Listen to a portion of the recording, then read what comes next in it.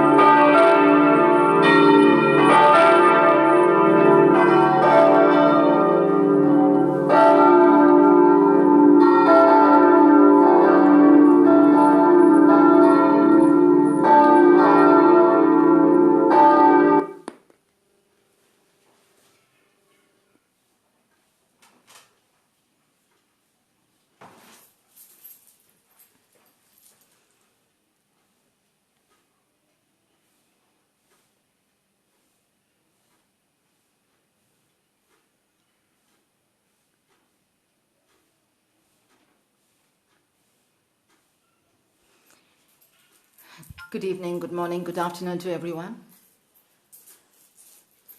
Today is the 29th evening in India, and we have the flag hoisting for Our Lady of Health that you see before you with the veil, and it is celebrated on a very grand scale here in India, in every state in India. And on the 7th of September, the flag is lowered. So let us offer up the 15th decade of the Rosary for the consecration of Russia to the Immaculate Heart of Mary as directed by our Blessed Lady at Fatima, by our Holy Father the Pope, together with all the bishops of the world, and the various other intentions that is listed out in this frame. And for each of your personal intentions that is not listed out there, I offer each of my live stream members, each of their family members, to Our Lady of Good Health, and I ask Our Lady to please lay her healing hands on each one of you through the healing hands of her Son Jesus.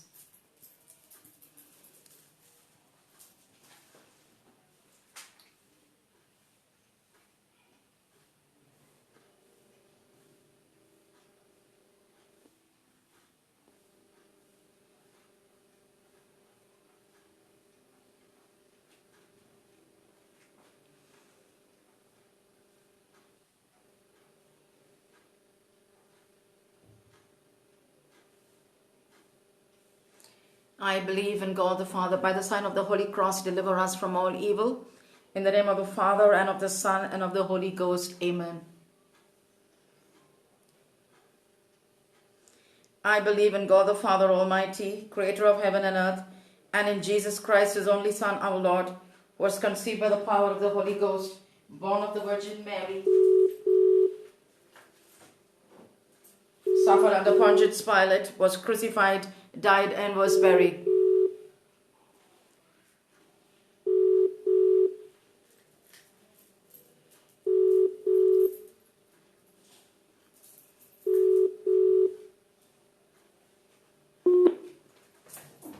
He descended unto the dead. On the third day he rose again from the dead. He ascended into heaven and is seated at the right hand of God the Father Almighty. From there he will come to judge the living and the dead. I believe in the Holy Ghost, the Holy Catholic Church, the communion of saints, the forgiveness of sins, the resurrection of the body, and the life everlasting. Amen. Our Father, who art in heaven, hallowed be thy name. Thy kingdom come, thy will be done on earth as it is in heaven. Give us this day our daily bread, and forgive us our trespasses, as we forgive those who trespass against us.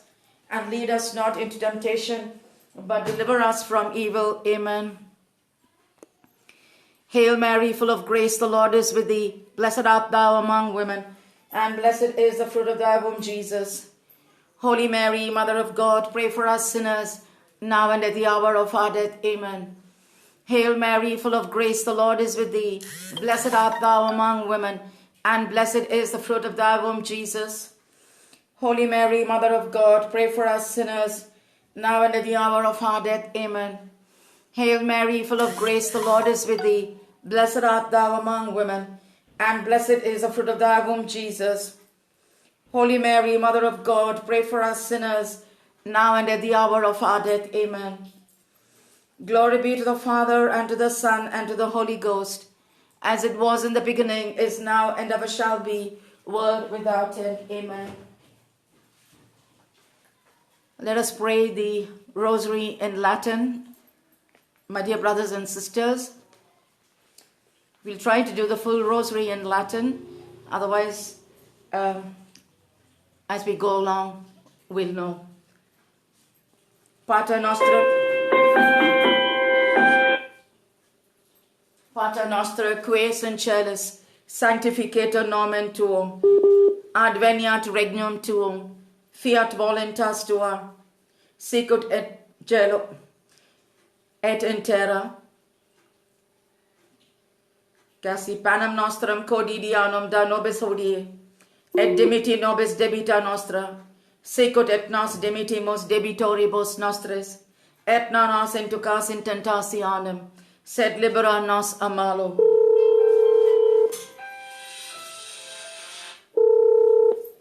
Ave Maria, gratia plena, Dominus tecum benedicta tu in mulieribus, et benedictus fructus ventris tui, Iesus.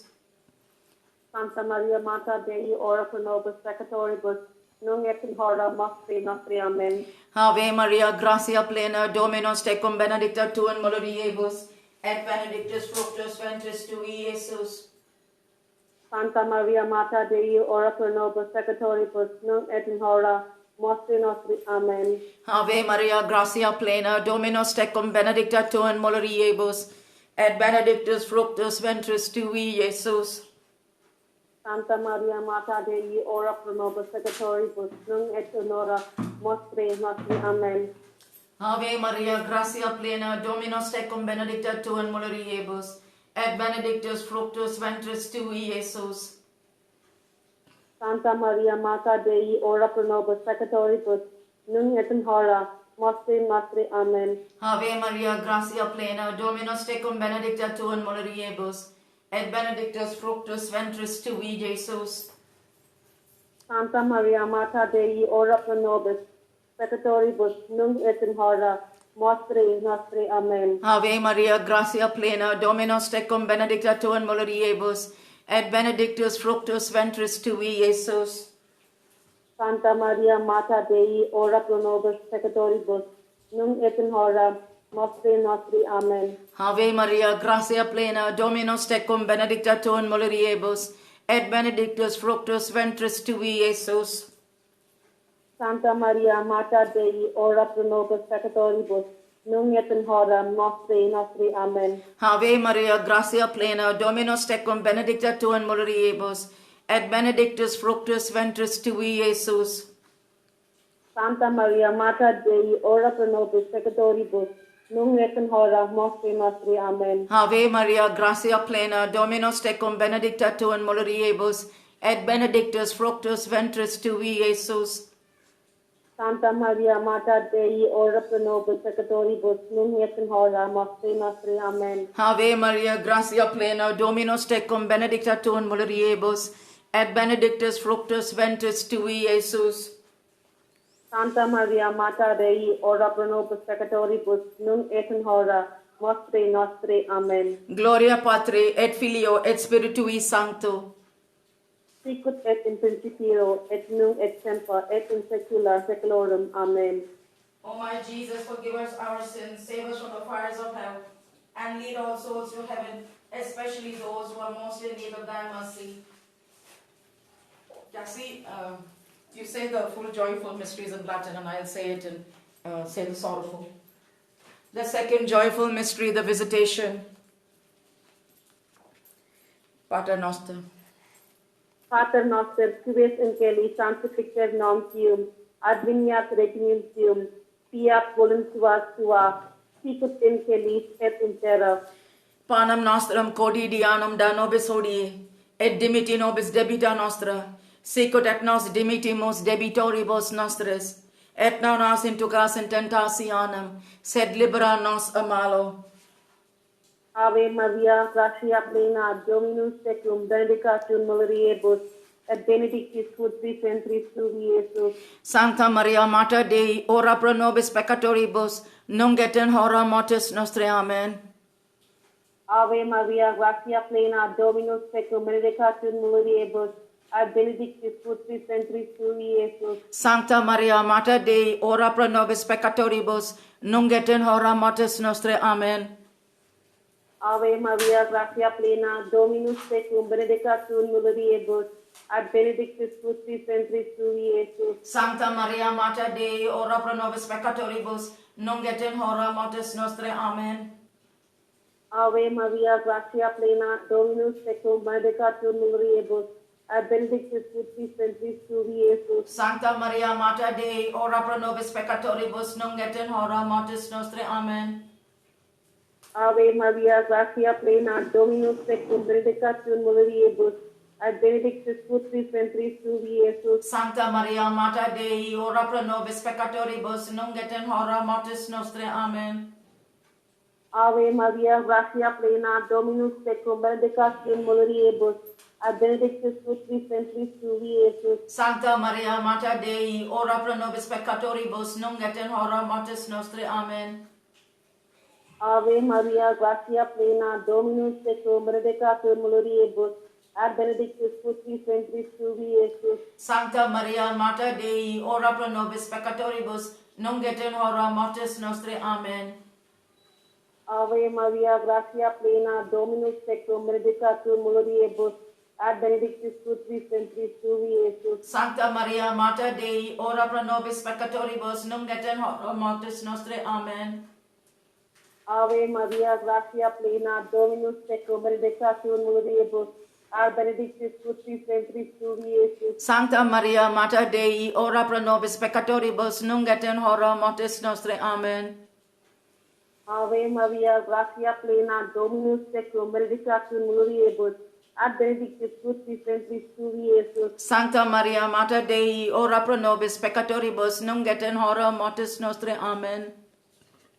Gloria Patri et Filio et Spiritus Sancto.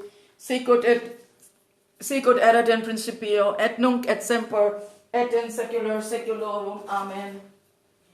O mi Iesu, dimitir nobis debita nostra, libera nos ab igni inferni, conduc in caelum omnes animas, praesertim illasque maximi, indigent misericordia tua. The third joyful mystery, the birth of our Lord Jesus.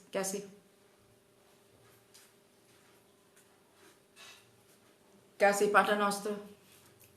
Pater noster, qui es in caeli, sanctificer nomen tuum, adventia regum tuum, fiat voluntas tua, sicut in caelis et in terra. Panem nostrum quotidianum da nobis hodie, et dimiti nobis debita nostra, sicut et nos dimitimus debitoribus nostris, et non nos inducas in tentationem, sed libera nos a malo. Ave Maria, gratia plena, Dominus tecum, benedictus in mulieribus, et benedictus fructus ventris tui, Iesus. Sancta Maria, Mater Dei, ora pro nobis peccatoribus, nunc et in hora mortis nostre. Amen. Ave Maria, gratia plena, Dominus tecum, benedictus in mulieribus, et benedictus fructus ventris tui, Iesus. Sancta Maria, Mater Dei, ora pro nobis peccatoribus, nunc et in hora mortis nostre. Amen. Ave Maria, gratia plena, Dominus tecum, benedictus in mulieribus, et benedictus fructus ventris tui, Iesus. Sancta Maria, Mater Dei, ora pro nobis peccatoribus, nunc et in hora mortis nostre. Amen. Ave Maria, gratia plena, Dominus tecum, benedictus in mulieribus, et benedictus fructus ventris tui, Iesus. Sancta Maria, Mater Dei, ora pro nobis peccatoribus, nunc et in hora mortis nostre. Amen. Ave Maria, gratia plena, Dominus tecum, benedictus in mulieribus, et benedictus fructus ventris tui, Iesus. Sancta Maria, Mater Dei, ora pro nobis peccatoribus, nunc et in hora mortis nostre. Amen. Ave Maria, gratia plena, Dominus tecum, benedictus in mulieribus, et benedictus fructus ventris tui, Iesus. Sancta Maria, Mater Dei, ora pro nobis peccatoribus, nunc et in hora mortis nostre. Amen. Ave Maria, gratia plena, Dominus tecum, benedictus in mulieribus, et benedictus fructus ventris tui, Iesus. Sancta Maria, Mater Dei, ora pro nobis peccatoribus, nunc et in hora mortis nostre. Amen.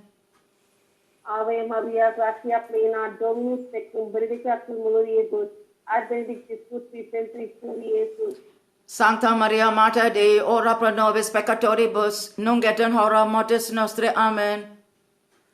Ave Maria, gratia plena, Dominus tecum, benedictus in mulieribus, et benedictus fructus ventris tui, Iesus. Sancta Maria, Mater Dei, ora pro nobis peccatoribus, nunc et in hora mortis nostre. Amen.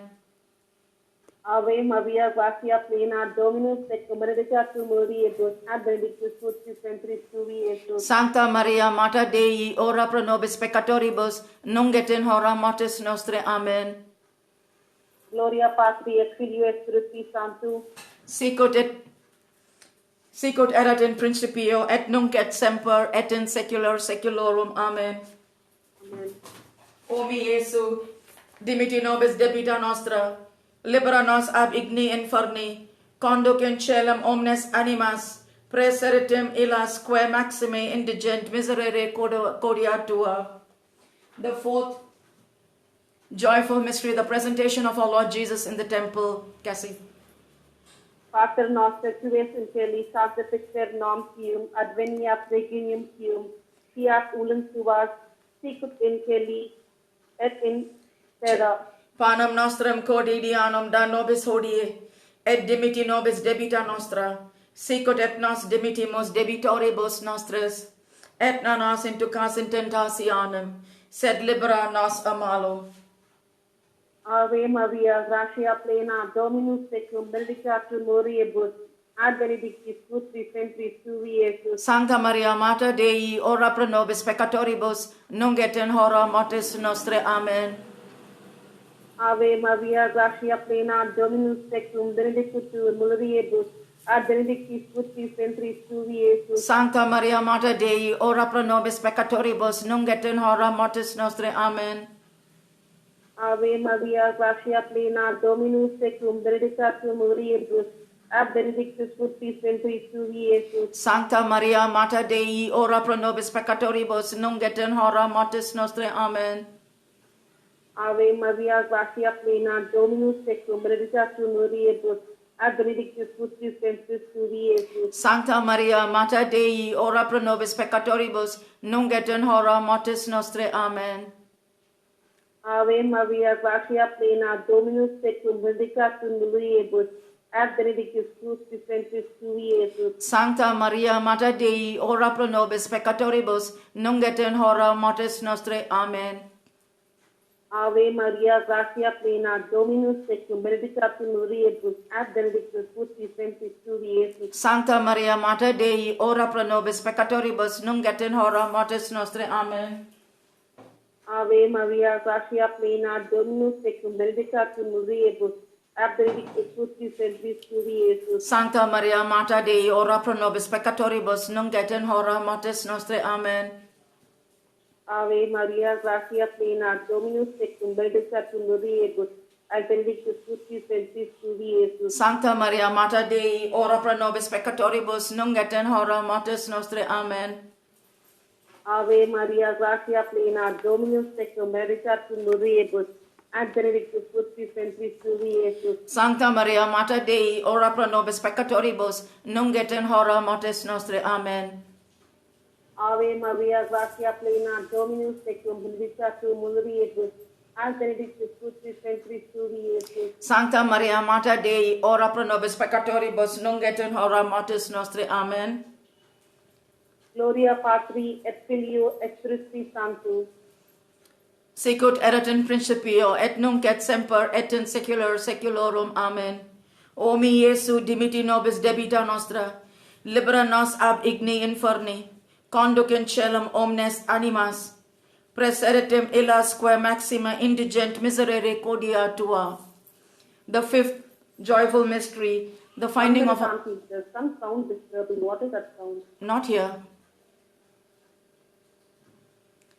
Some sound is disturbing this light. Here, this side it's perfect. The fifth joyful mystery, the finding of our Lord Jesus in the temple. Cassie. Pater noster, qui es in celi, sanctificetur nom tuum, adveniat regnum tuum, fiat voluntas tua, sicut in celis et in terra.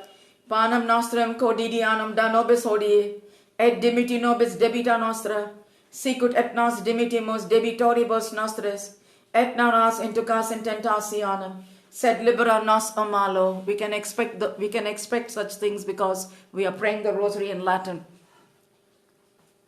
Ave Maria, gratia plena, Dominus tecum, benedicta tu mulieribus, ad benedictus fructus ventris tui, Iesus. Ave Maria, Sancta Maria, Mater Dei, ora pro nobis peccatoribus, nunc et in hora mortis nostrae. Amen.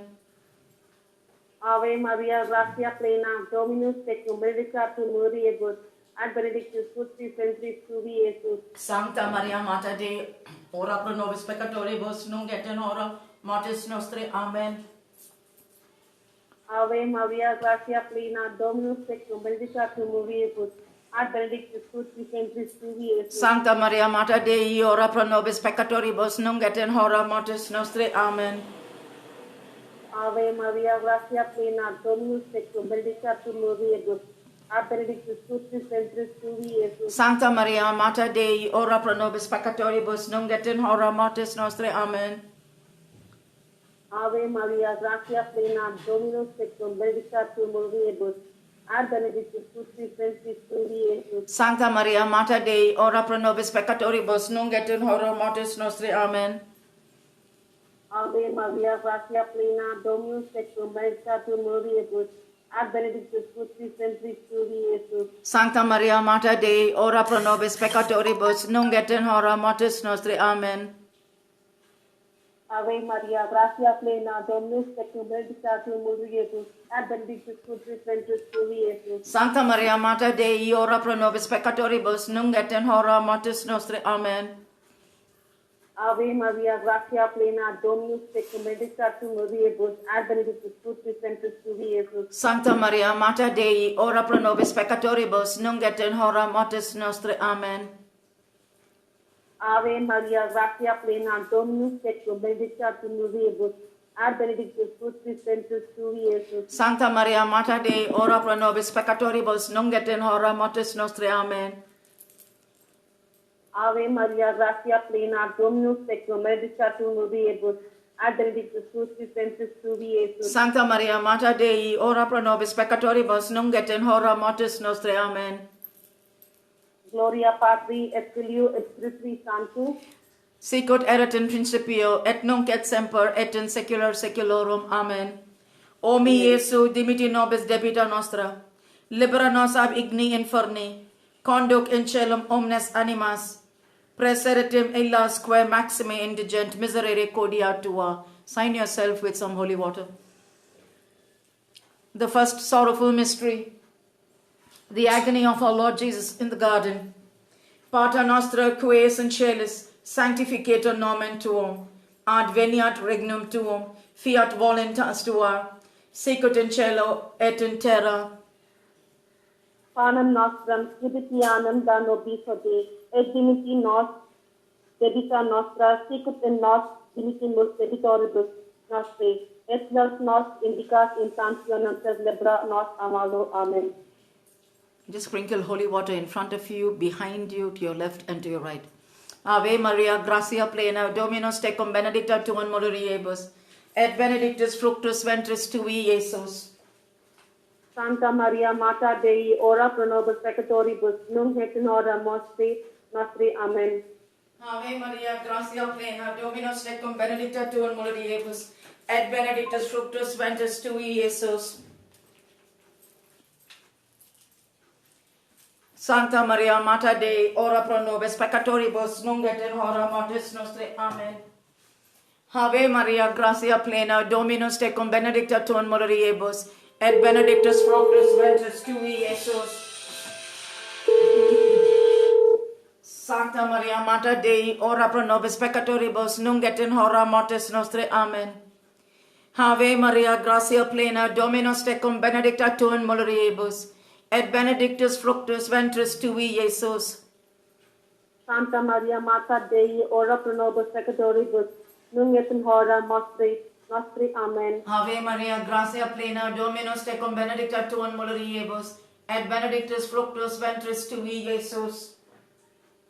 Santa Maria, Mater Dei, ora pro nobis peccatoribus, nunc et in hora mortis nostri. Amen. Ave Maria, gratia plena, Dominus tecum, benedicta tu in mulieribus, et benedictus fructus ventris tui, Iesus. Santa Maria, Mater Dei, ora pro nobis peccatoribus, nunc et in hora mortis nostri. Amen. Ave Maria, gratia plena, Dominus tecum, benedicta tu in mulieribus, et benedictus fructus ventris tui, Iesus. Santa Maria, Mater Dei, ora pro nobis peccatoribus, nunc et in hora mortis nostri. Amen. Ave Maria, gratia plena, Dominus tecum, benedicta tu in mulieribus, et benedictus fructus ventris tui, Iesus. Santa Maria, Mater Dei, ora pro nobis peccatoribus, nunc et in hora mortis nostre. Amen. Ave Maria, gratia plena, Dominus tecum, benedicta tu in mulieribus, et benedictus fructus ventris tui, Iesus. Santa Maria, Mater Dei, ora pro nobis peccatoribus, nunc et in hora mortis nostre. Amen. Ave Maria, gratia plena, Dominus tecum, benedicta tu in mulieribus, et benedictus fructus ventris tui, Iesus. Santa Maria, Mater Dei, ora pro nobis peccatoribus, nunc et in hora mortis nostre. Amen. Gloria Patri et Filio et Spiritui Sancto, sicut erat in principio et nunc et semper et in saecula saeculorum. Amen. O mi Iesu, dimiti nobis debita nostra, libera nos ab igni inferni, conduc in caelum omnes animas, praercetim illasque maxime indigent miserere cordia tua. The second sorrowful mystery, the scourging of Jesus at the pillar. Pater noster, qui Pater noster, Say. Pater noster, qui es in celi, sanctificetur nomen tuum, adveniat regnum tuum, fiat voluntas tua, sicut in celi et in terra. Panem nostrum quotidianum da nobis hodie, et dimiti nobis debita nostra, sicut et nos dimitimus debitoribus nostris, et non nos inducas in tentationem, sed libera nos a malo. Ave Maria, gratia plena, Dominus tecum, benedicta tu mulieribus, et benedictus fructus ventris tui, Iesus. Sancta Maria, Mater Dei, ora pro nobis peccatoribus, nunc et in hora mortis nostre. Amen. Ave Maria, gratia plena, Dominus tecum, benedicta tu mulieribus, et benedictus fructus ventris tui, Iesus. Sancta Maria, Mater Dei, ora pro nobis peccatoribus, nunc et in hora mortis nostre. Amen. Ave Maria, gratia plena, Dominus tecum, benedicta tu mulieribus, et benedictus fructus ventris tui, Iesus. Sancta Maria, Mater Dei, ora pro nobis peccatoribus, nunc et in hora mortis nostre. Amen. Ave Maria, gratia plena, Dominus tecum, benedicta tu mulieribus, et benedictus fructus ventris tui, Iesus. Sancta Maria, Mater Dei, ora pro nobis peccatoribus, nunc et in hora mortis nostre. Amen. Ave Maria, gratia plena, Dominus tecum, benedicta tu mulieribus, et benedictus fructus ventris tui, Iesus. Sancta Maria, Mater Dei, ora pro nobis peccatoribus, nunc et in hora mortis nostre. Amen. Ave Maria, gratia plena, Dominus tecum, benedicta tu mulieribus, et benedictus fructus ventris tui, Iesus. Sancta Maria, Mater Dei, ora pro nobis peccatoribus, nunc et in hora mortis nostre. Amen. Ave Maria, gratia plena, Dominus tecum, benedicta tu mulieribus, et benedictus fructus ventris tui, Iesus. Sancta Maria, Mater Dei, ora pro nobis peccatoribus, nunc et in hora mortis nostre. Amen. Ave Maria, gratia plena, Dominus tecum, benedicta tu mulieribus, et benedictus fructus ventris tui, Iesus. Sancta Maria, Mater Dei, ora pro nobis peccatoribus, nunc et in hora mortis nostre. Amen. Ave Maria, gratia plena, Dominus tecum, benedicta tu mulieribus, et benedictus fructus ventris tui, Iesus. Sancta Maria, Mater Dei, ora pro nobis peccatoribus, nunc et in hora mortis nostre. Amen. Ave Maria, gratia plena, Dominus tecum, benedicta tu mulieribus, et benedictus fructus ventris tui, Iesus. Sancta Maria, Mater Dei, ora pro nobis peccatoribus, nunc et in hora mortis nostre. Amen. Gloria Patri et Filio et Spiritui et Spiritus Sanctus. Sicut erat in principio, et nunc et semper, et in saecula saeculorum. Amen. O mi Iesu, dimiti nobis debita nostra, libera nos ab igni inferni, conduc in caelum omnes animas, praeseritim illasque maxime indigent misericordia tua. The third sorrowful mystery, the crowning with thorns. Cassie. Pater noster, qui es in celi, sanctificetur nomen tuum, adveniat regnum tuum, fiat voluntas tua, sicut in celi et in terra. Panem nostrum quotidianum da nobis hodie, et dimiti nobis debita nostra, sicut et nos dimitimus debitoribus nostris, et non nos inducas in tentationem, sed libera nos a malo. Ave Maria, gratia plena, Dominus tecum, benedicta tu mulieribus, ad benedictus fructus ventris tui, Iesus. Sancta Maria, Mater Dei, ora pro nobis peccatoribus, nunc et in hora mortis nostre. Amen. Ave Maria, gratia plena, Dominus tecum, benedicta tu mulieribus, ad benedictus fructus ventris tui, Iesus. Sancta Maria, Mater Dei, ora pro nobis peccatoribus, nunc et in hora mortis nostre. Amen. Ave Maria, gratia plena, Dominus tecum, benedicta tu mulieribus, ad benedictus fructus ventris tui, Iesus. Sancta Maria, Mater Dei, ora pro nobis peccatoribus, nunc et in hora mortis nostre. Amen. Ave Maria, gratia plena, Dominus tecum, benedicta tu mulieribus, ad benedictus fructus ventris tui, Iesus. Sancta Maria, Mater Dei, ora pro nobis peccatoribus, nunc et in hora mortis nostre. Amen. Ave Maria, gratia plena, Dominus tecum, benedicta tu mulieribus, ad benedictus fructus ventris tui, Iesus. Sancta Maria, Mater Dei, ora pro nobis peccatoribus, nunc et in hora mortis nostre. Amen. Ave Maria, gratia plena, Dominus tecum, benedicta tu mulieribus, ad benedictus fructus ventris tui, Iesus. Sancta Maria, Mater Dei, ora pro nobis peccatoribus, nunc et in hora mortis nostre. Amen. Ave Maria, gratia plena, Dominus tecum, benedicta tu mulieribus, ad benedictus fructus ventris tui, Iesus. Sancta Maria, Mater Dei, ora pro nobis peccatoribus, nunc et in hora mortis nostre. Amen. Ave Maria, gratia plena, Dominus tecum, benedicta tu mulieribus, ad benedictus fructus ventris tui, Iesus. Sancta Maria, Mater Dei, ora pro nobis peccatoribus, nunc et in hora mortis nostre. Amen. Ave Maria, gratia plena, Dominus tecum, benedicta tu mulieribus, ad benedictus fructus ventris tui, Iesus. Sancta Maria, Mater Dei, ora pro nobis peccatoribus, nunc et in hora mortis nostre. Amen. Gloria Patri et Filio et Spiritus Sancto. Sicut erat in principio, et nunc et semper, et in saecula saeculorum. Amen. O mi Iesu, dimiti nobis debita nostra, libera nos ab igne inferni, conduc in caelum omnes animas, praeserite illasque maxime indigent misericordia tua. The fourth sorrowful mystery, the carrying of the cross. Cassie. Pater noster, qui es in celi, sanctificetur nomen tuum, adveniat regnum tuum, fiat voluntas tua, sicut in cielo et in terra. Panem nostrum quotidianum da nobis hodie, et dimiti nobis debita nostra, sicut et nos dimitimus debitoribus nostris, et non nos inducas in tentationem, sed libera nos a malo. Ave Maria, gratia plena, Dominus tecum, benedicta tu mulieribus, ad benedictus fructus ventris tui, Iesus. Sancta Maria, Mater Dei, ora pro nobis peccatoribus, nunc et in hora mortis nostre. Amen. Ave Maria, gratia plena, Dominus tecum, benedicta tu mulieribus, ad benedictus fructus ventris tui, Iesus. Sancta Maria, Mater Dei, ora pro nobis peccatoribus, nunc et in hora mortis nostre. Amen. Ave Maria, gratia plena, Dominus tecum, benedicta tu mulieribus, ad benedictus fructus ventris tui, Iesus. Sancta Maria, Mater Dei, ora pro nobis peccatoribus, nunc et in hora mortis nostre. Amen. Ave Maria, gratia plena, Dominus tecum, benedicta tu mulieribus, ad benedictus fructus ventris tui, Iesus. Sancta Maria, Mater Dei, ora pro nobis peccatoribus, nunc et in hora mortis nostre. Amen.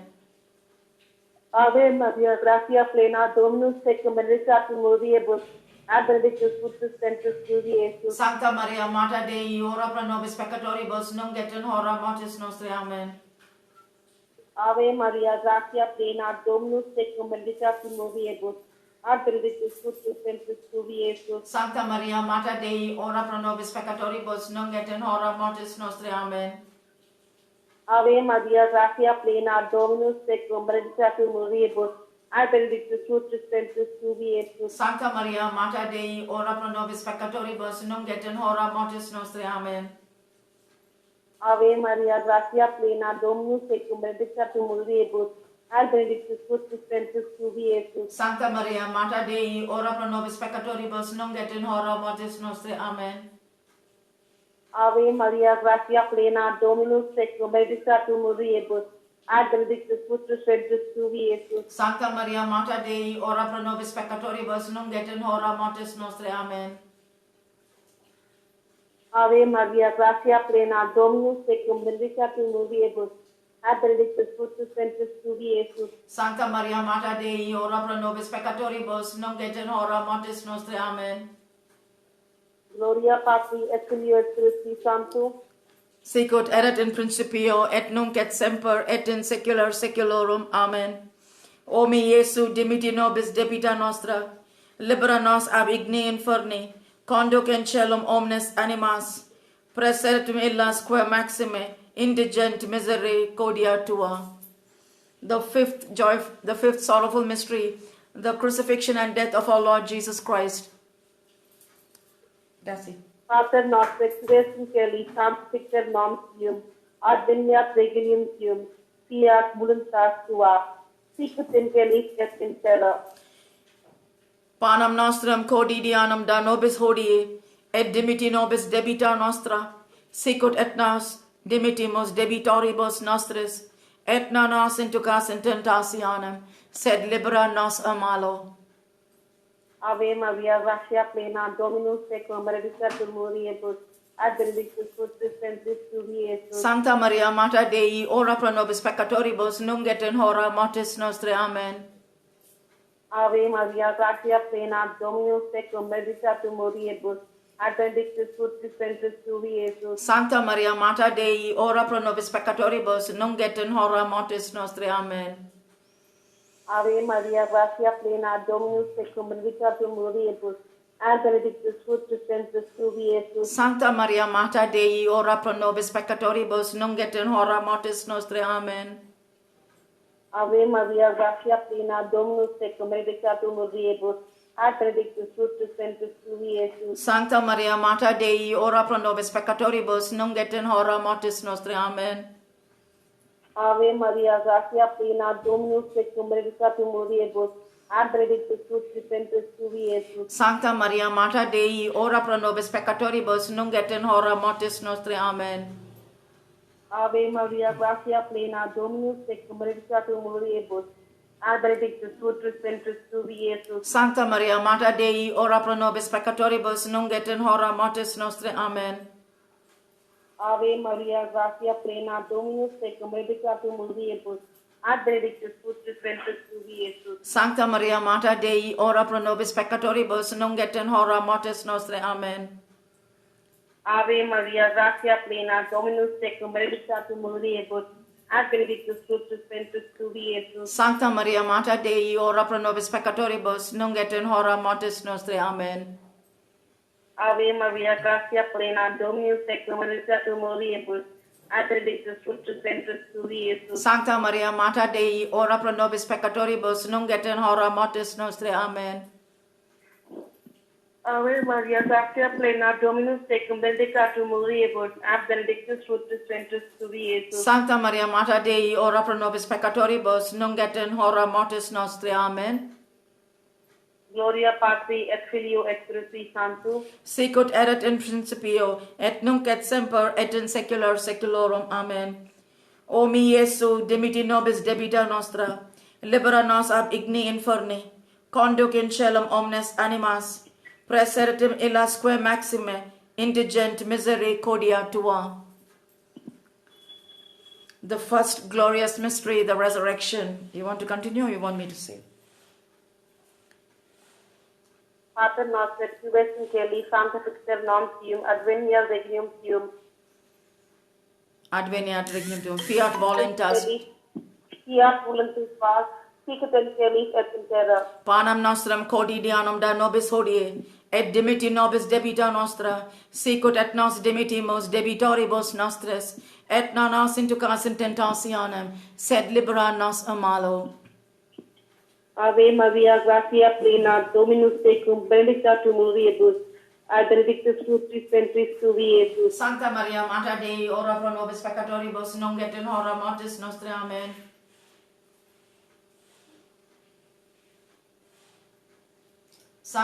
Ave Maria, gratia plena, Dominus tecum, benedicta tu in mulieribus, et benedictus fructus ventris tui, Iesus. Sancta Maria, Mater Dei, ora pro nobis peccatoribus, nunc et in hora mortis nostre. Amen. Ave Maria, gratia plena, Dominus tecum, benedicta tu in mulieribus, et benedictus fructus ventris tui, Iesus.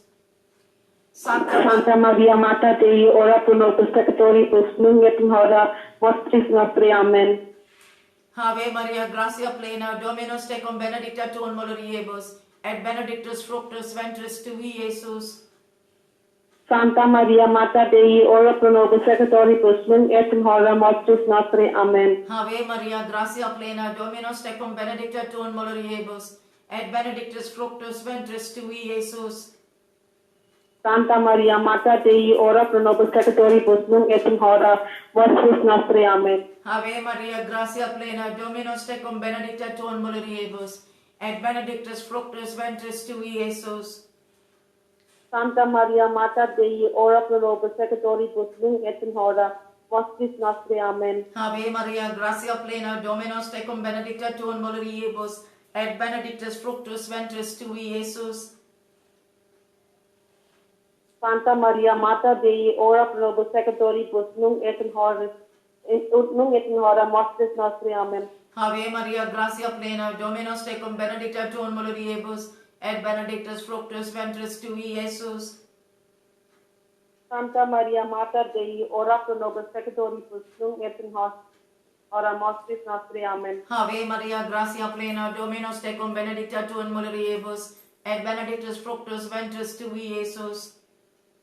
Santa Maria, Mater Dei, ora pro nobis peccatoribus, nunc et in hora mortis nostre. Amen. Ave Maria, gratia plena, Dominus tecum, benedicta tu in mulieribus, et benedictus fructus ventris tui, Iesus. Santa Maria, Mater Dei, ora pro nobis peccatoribus, nunc et in hora mortis nostre. Amen. Gloria Patri et Filio et Spiritui Sancto. Sicut erat in principio, et nunc et semper, et in saecula saeculorum. Amen. O mi Iesu, dimiti nobis debita nostra, libera nos ab igni inferni, conduc in caelum omnes animas, praesertim illasque maxime indigent misericordia tua. The second glorious mystery, the Ascension. Pater nostra, qui es in caelis, sanctificetur nomen tuum, adveniat regnum tuum, fiat voluntas tua, sicut in cielo et in terra. Panem nostrum quotidianum da nobis hodie, et dimiti nobis debita nostra, sicut et nos dimittimus debitoribus nostris, et non nos indicas in temptationem, sed libera nos a malo. Amen. Ave Maria, gratia plena, Dominus tecum, benedicta tu in mulieribus, et benedictus fructus ventris tui, Iesus. Santa Maria, Mater Dei, ora pro nobis peccatoribus, nunc et in hora mortis nostre. Amen. Ave Maria, gratia plena, Dominus tecum, benedicta tu in mulieribus, et benedictus fructus ventris tui, Iesus. Santa Maria, Mater Dei, ora pro nobis peccatoribus, nunc et in hora mortis nostre. Amen. Ave Maria, gratia plena, Dominus tecum, benedicta tu in mulieribus, et benedictus fructus ventris tui, Iesus. Santa Maria, Mater Dei, ora pro nobis peccatoribus, nunc et in hora mortis nostre. Amen. Ave Maria, gratia plena, Dominus tecum, benedicta tu in mulieribus, et benedictus fructus ventris tui, Iesus.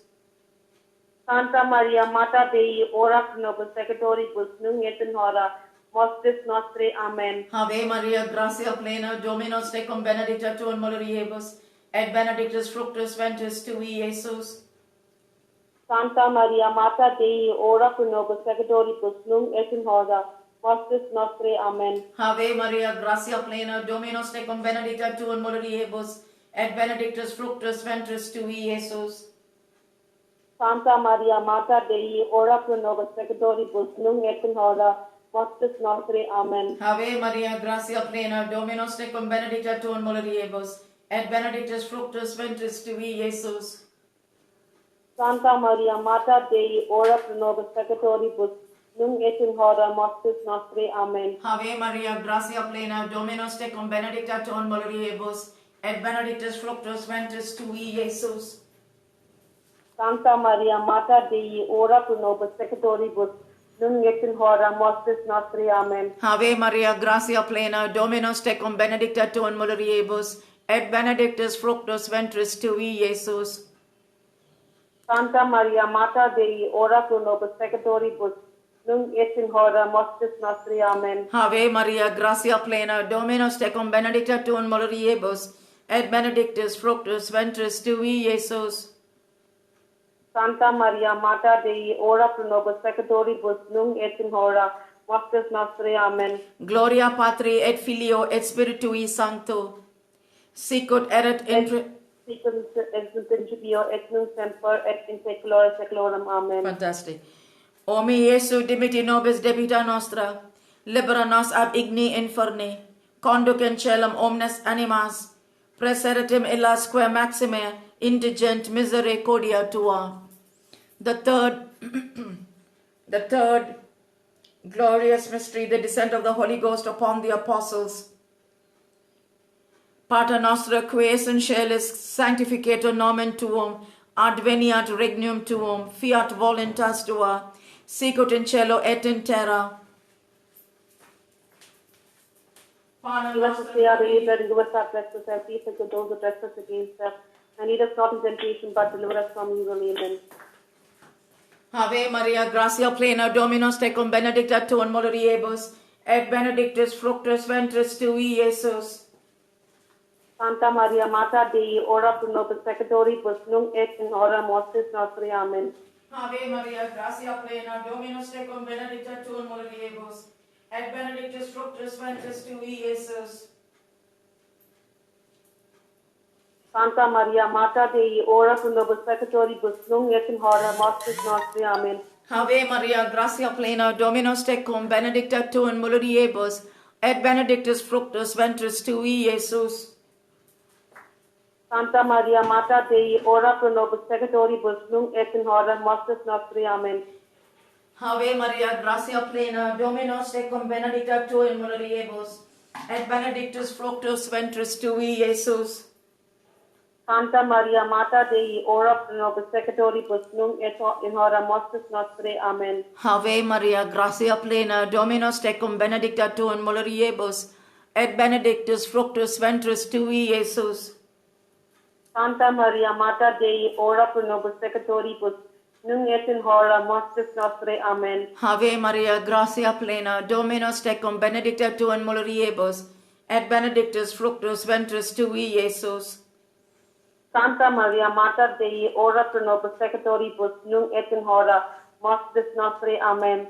Ave Maria, gratia plena, Dominus tecum, benedicta tu in mulieribus, et benedictus fructus ventris tui, Iesus. Santa Maria, Mater Dei, ora pro nobis peccatoribus, nunc et in hora mortis nostri. Amen. Ave Maria, gratia plena, Dominus tecum, benedicta tu in mulieribus, et benedictus fructus ventris tui, Iesus. Santa Maria, Mater Dei, ora pro nobis peccatoribus, nunc et in hora mortis nostri. Amen. Ave Maria, gratia plena, Dominus tecum, benedicta tu in mulieribus, et benedictus fructus ventris tui, Iesus. Santa Maria, Mater Dei, ora pro nobis peccatoribus, nunc et in hora mortis nostri. Amen. Gloria Patri et Filio et Spiritui Sancto, Sicut et in principio et nunc et semper et in saecula saeculorum. Amen. O mi Iesu, dimiti nobis debita nostra, libera nos ab igni inferni, conduc in celum omnes animas, praeseritim illasque maxime indigent misericordia tua. The fourth glorious mystery, the Assumption. Pater nostra, qui es in caelis, sanctificetur nomen tuum, adveniat regnum tuum, fiat voluntas tua, sicut in cielo et in terra. Panem nostrum quotidianum da nobis hodie et dimitti nobis debita nostra, sicut nos debitemus debitoribus nostri, et non nos indicas in sanctionem, sed libera nos a malo. Amen. Ave Maria, gratia plena, Dominus tecum, benedicta tu in mulieribus, et benedictus fructus ventris tui, Iesus. Santa Maria, Mater Dei, ora pro nobis peccatoribus, nunc et in hora mortis nostri. Amen. Ave Maria, gratia plena, Dominus tecum, benedicta tu in mulieribus, et benedictus fructus ventris tui, Iesus. Santa Maria, Mater Dei, ora pro nobis peccatoribus, nunc et in hora mortis nostri. Amen. Ave Maria, gratia plena, Dominus tecum, benedicta tu in mulieribus, et benedictus fructus ventris tui, Iesus.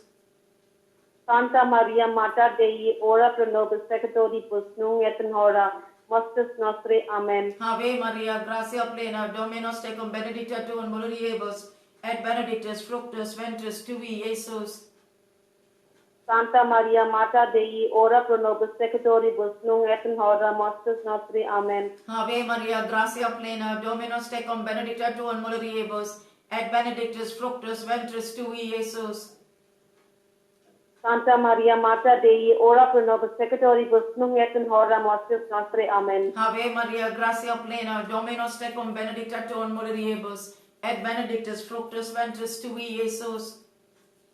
Santa Maria, Mater Dei, ora pro nobis peccatoribus, nunc et in hora mortis nostre. Amen. Ave Maria, gratia plena, Dominus tecum, benedicta tu in mulieribus, et benedictus fructus ventris tui, Iesus. Santa Maria, Mater Dei, ora pro nobis peccatoribus, nunc et in hora mortis nostre. Amen. Ave Maria, gratia plena, Dominus tecum, benedicta tu in mulieribus, et benedictus fructus ventris tui, Iesus.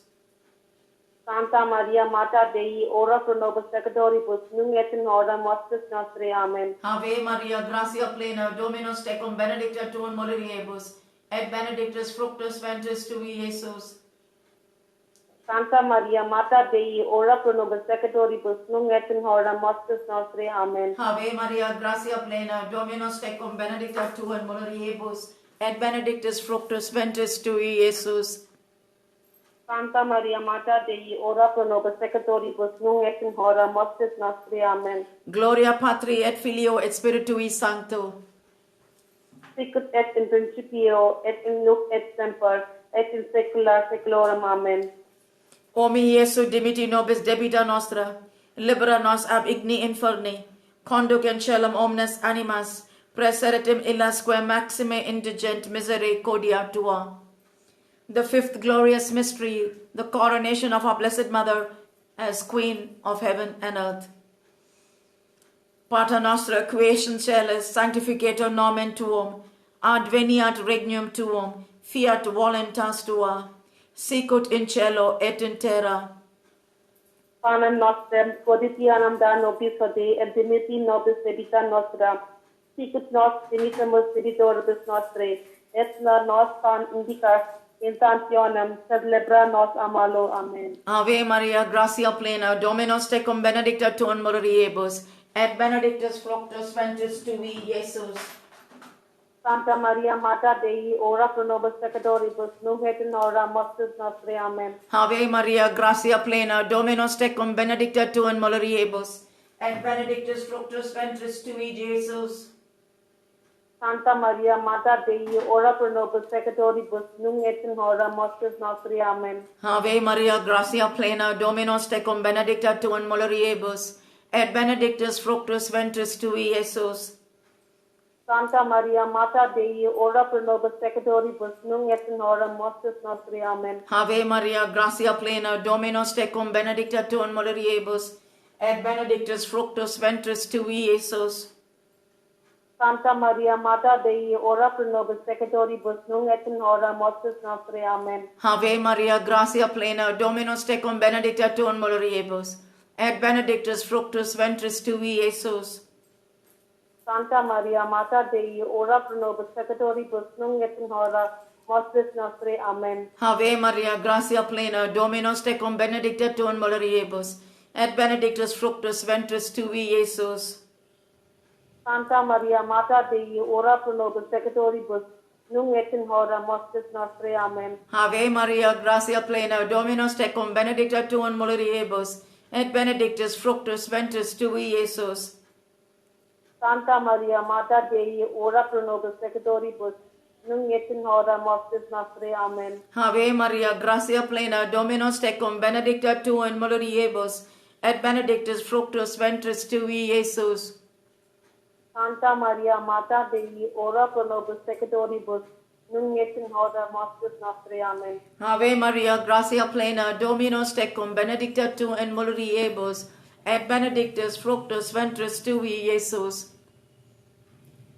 Santa Maria, Mater Dei, ora pro nobis peccatoribus, nunc et in hora mortis nostre. Amen. Ave Maria, gratia plena, Dominus tecum, benedicta tu in mulieribus, et benedictus fructus ventris tui, Iesus. Santa Maria, Mater Dei, ora pro nobis peccatoribus, nunc et in hora mortis nostre. Amen. Gloria Patri et Filio et Spiritui Sancto.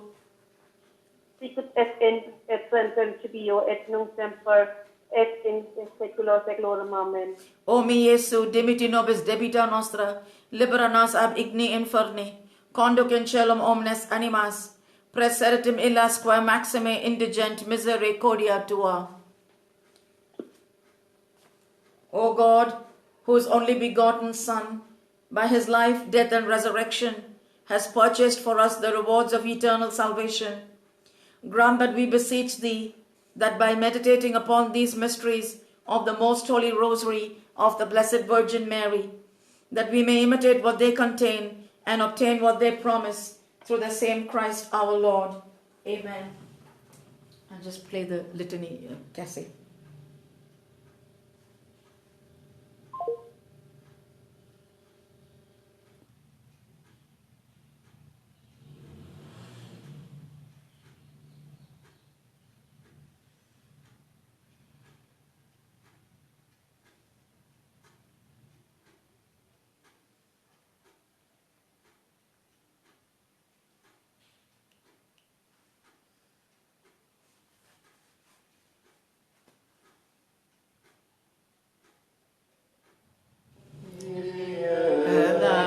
Eleison, Christe eleison, Kyrie eleison.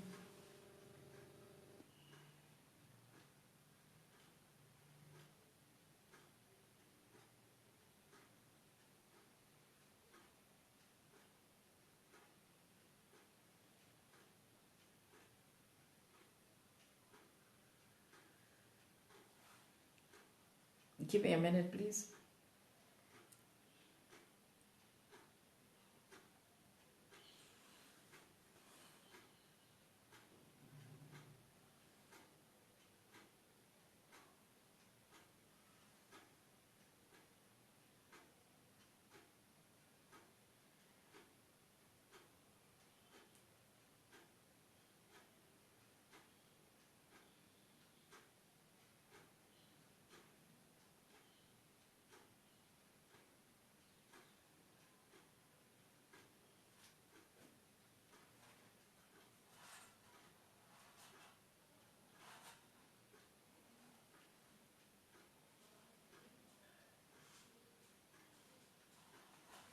Okay.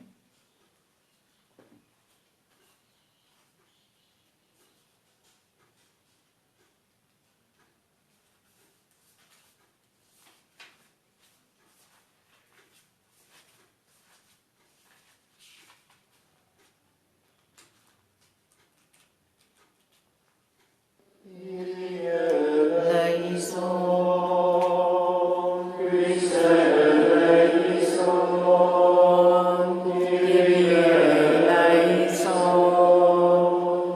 Christe ordinos, Christe exordinos, Pater de celis Deus, miserere nobis, Filii redemptor mundi Deus, miserere nobis, Spiritus Sancte Deus, miserere nobis, Sancta Trinitas Unus Deus, miserere nobis,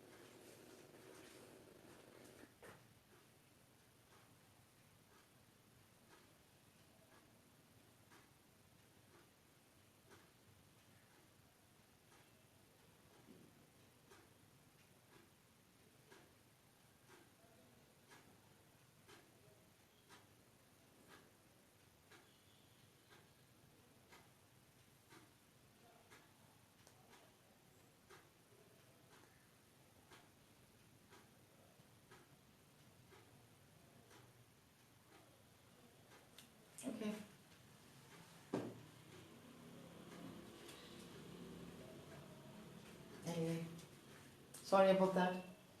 Lord have mercy. Lord have mercy. Christ have mercy. Christ have mercy. Lord have mercy. Lord have mercy. Christ hear us. Christ graciously hear us. God the Father of heaven, have mercy on us. God the Son, Redeemer of the world, have mercy on us. God the Holy Spirit, have mercy on us. Holy Trinity, one God, have mercy on us. Holy Mary, pray for us. Holy Mother of God, pray for us. Holy Virgin of Virgins, pray for us. Mother of Christ, pray for us. Mother of divine grace, pray for us. Mother most pure, pray for us. Mother most chaste, pray for us. Mother inviolate, pray for us. Mother undefiled, pray for us.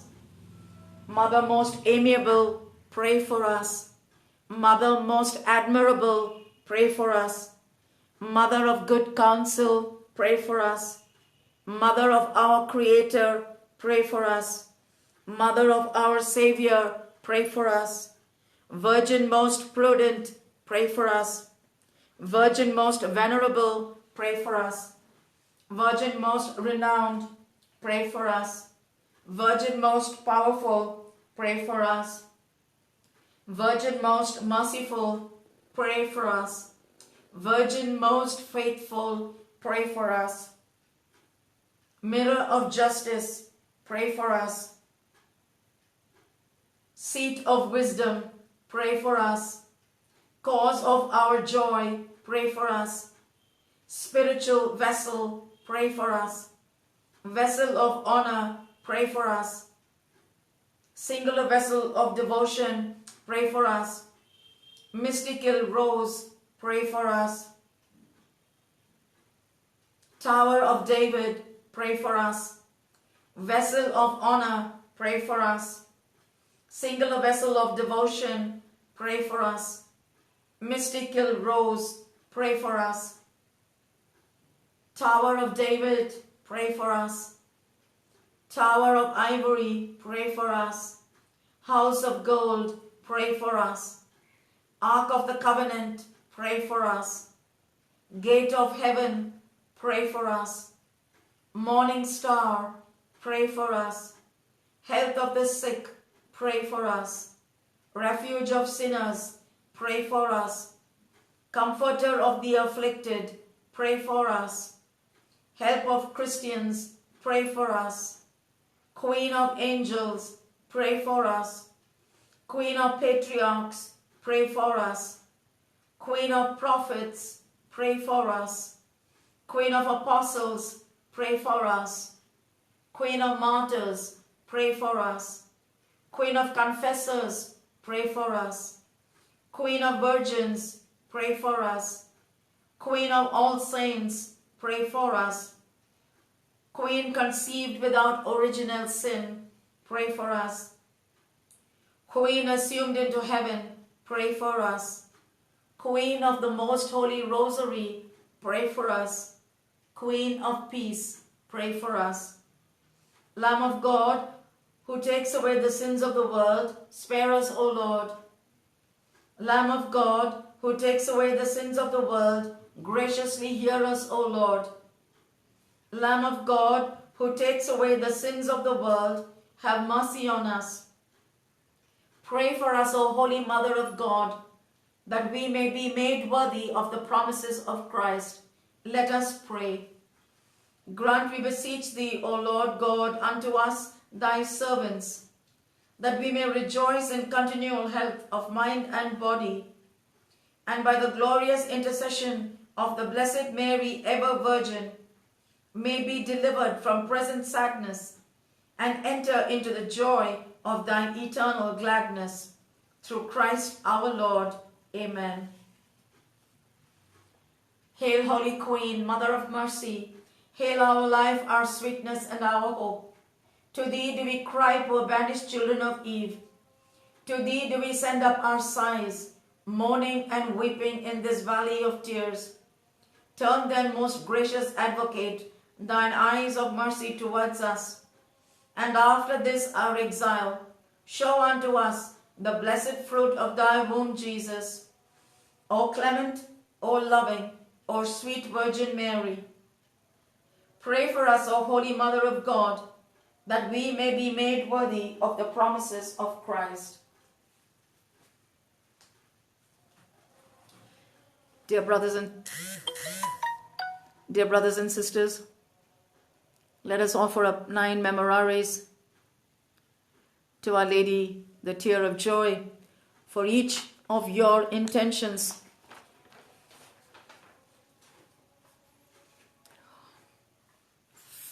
Whatever you may be having, any issues, physical,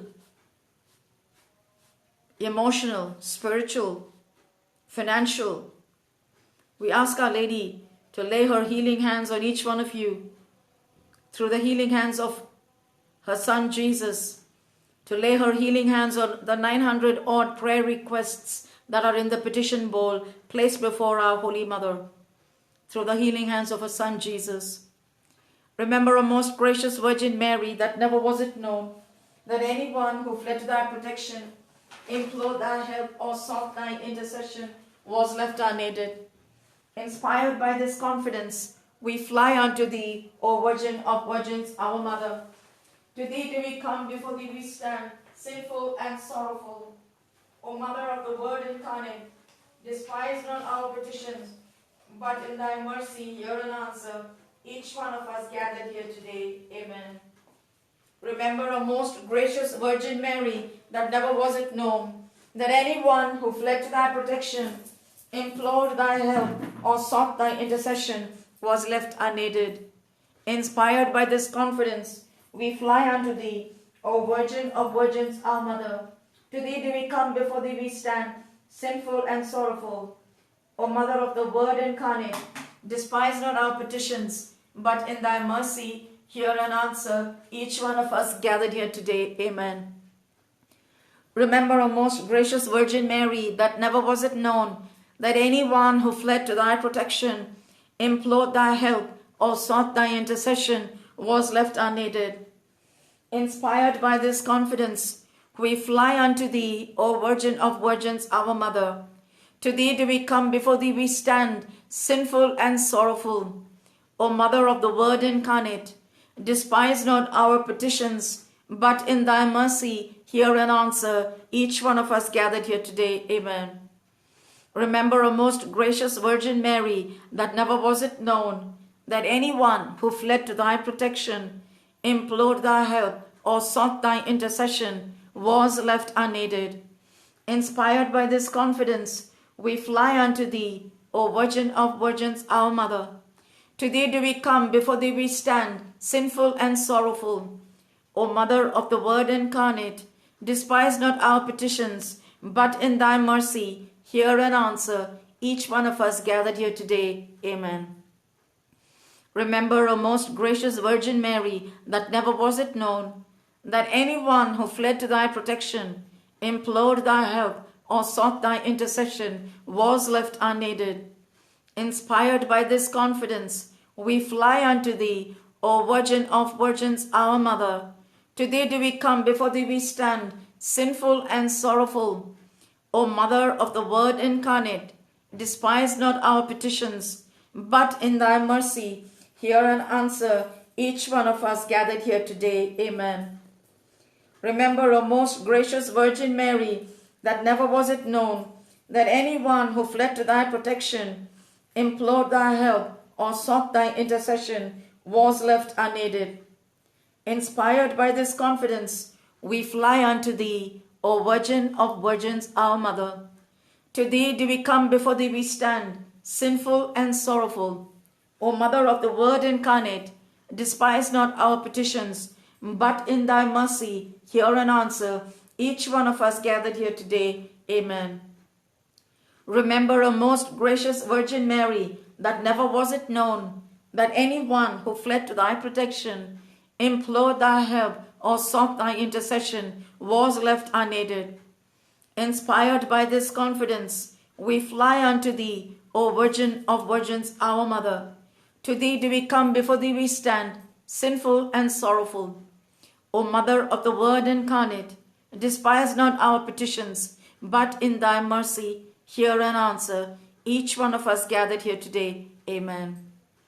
Remember, O most gracious Virgin Mary, that never was it known that anyone who fled to thy protection, implored thy help, or sought thy intercession was left unaided. Inspired by this confidence, we fly unto thee, O Virgin of Virgins, our Mother. To thee do we come, before thee we stand, sinful and sorrowful. O Mother of the Word incarnate, despise not our petitions, but in thy mercy hear and answer each one of us gathered here today. Amen. Remember, O most gracious Virgin Mary, that never was it known that anyone who fled to thy protection, implored thy help, or sought thy intercession was left unaided. Inspired by this confidence, we fly unto thee, O Virgin of Virgins, our Mother. To thee do we come, before thee we stand, sinful and sorrowful.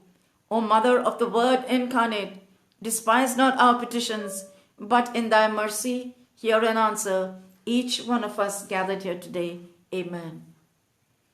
Let us offer up one memorare in thanksgiving to our Blessed Lady, the Tear of Joy, for every answered prayer within our live stream members and across the world, for every miracle within our live stream members and across the world, and for all those who are recovering, in the process of recovery through the healing hands of our Holy Mother.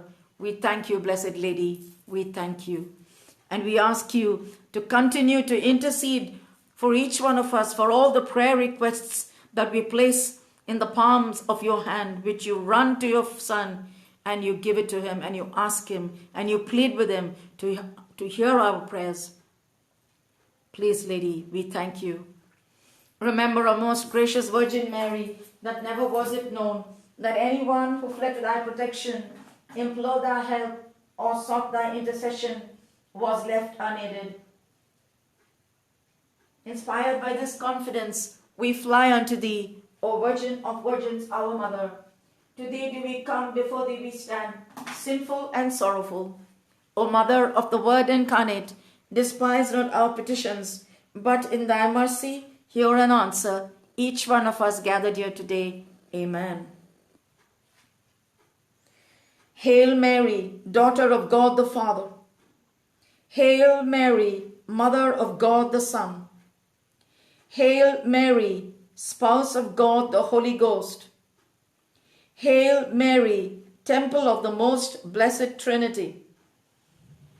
Hail Mary, Celestial Rose of the ineffable love of God. Hail Mary, Virgin pure and humble, of whom the King of Heaven willed to be born, and with thy milk to be nourished. Hail Mary, Virgin of Virgins. Hail Mary, Daughter of God the Father. Hail Mary, Mother of God the Son. Hail Mary, Spouse of God the Holy Ghost. Hail Mary, Temple of the Most Blessed Trinity. Hail Mary, pure lily of the effulgent Trinity, God. Hail Mary, celestial rose of the ineffable love of God. Hail Mary, Virgin of Virgins. Hail Mary, Queen of Martyrs, whose soul was transfixed. Hail Mary, Lady most blessed, unto whom all power in heaven and earth is given. Hail Mary, our Queen and our Mother, our life, our sweetness, and our hope. Hail Mary, Mother most amiable. Hail Mary, Mother most admirable. Hail Mary, Mother of divine love. Hail Mary, immaculate, conceived without sin. Hail Mary, full of grace, the Lord is with thee. Blessed art thou among women, and blessed is the fruit of thy womb, Jesus. Blessed be thy spouse, Saint Joseph. Blessed be thy father, Saint Joachim. Blessed be thy mother, Saint Anne. Blessed be thy guardian, Saint John. Blessed be thy holy angel, Saint Gabriel. Glory be to God the Father, who chose thee. Glory be to God the Son, who loved thee. Glory be to God the Holy Spirit, who espoused thee. O glorious Virgin Mary, may all men love and praise thee. Holy Mary, Mother of God, pray for us and bless us now and at death, in the name of Jesus, thy divine Son.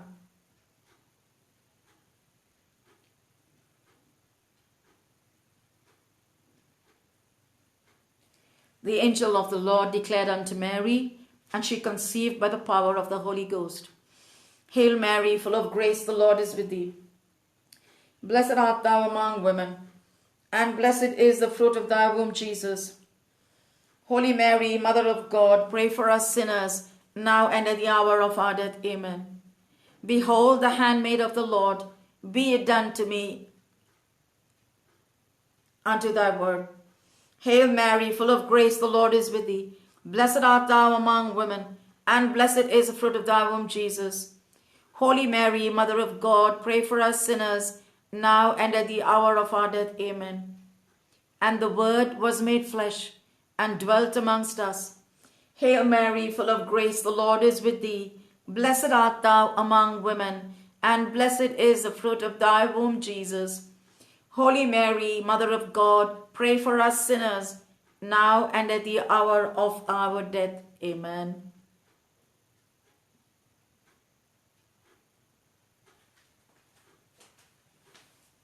Ave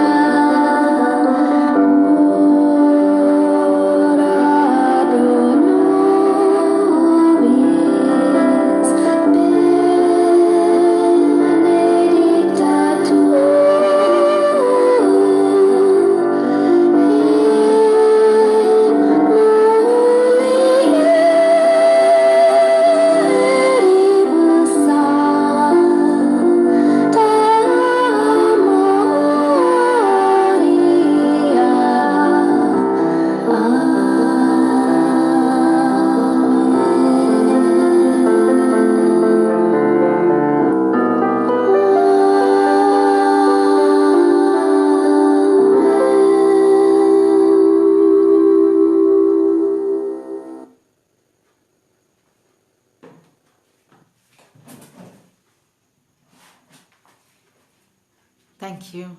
Welcome, Kimberly.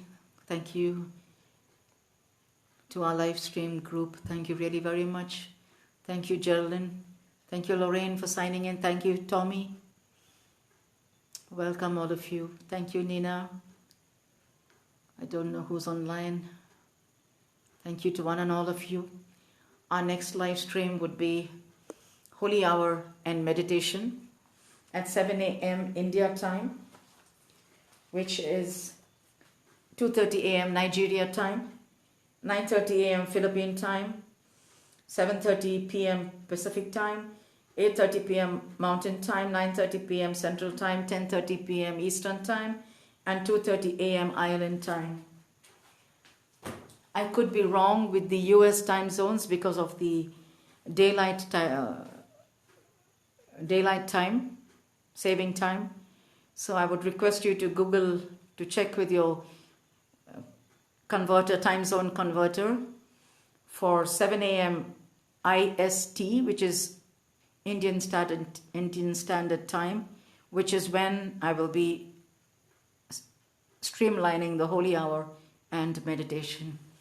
Thank you really very much. Good day, good night, good afternoon, as per your different time zones. God bless each one of you, and thank you. Thank you, Maravik, for staying on. Thank you.